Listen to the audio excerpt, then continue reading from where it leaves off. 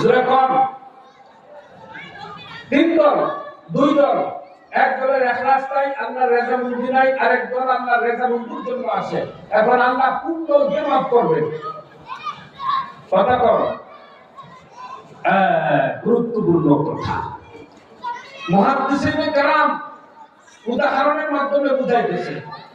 আপনারা এখানে শহর অঞ্চলে বসবাস করেন, আমার অধিকাংশ মানুষই গ্রাম গঞ্জ থেকে আসা।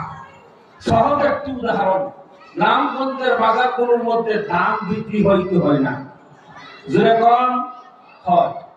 আপনি দাম যখন বাজারের মধ্যে বিক্রি করা হয়, তখন কোন হৃদয়বান ব্যক্তি যদি চিন্তা করে যে বাজারের মধ্যে দাম কোন বিক্রি করব, এই 1 মণ দাম 40 কেজি দামের মধ্যে 1 কেজি চুষা থাকা এটা স্বাভাবিক। চুষা ছিলেন, চুষা ছিলেন নিউরা, 1 মণ দামের মধ্যে একটু 1 কেজি খালি চুষা থাকার সম্ভাবনা আছে না নাই? আছে।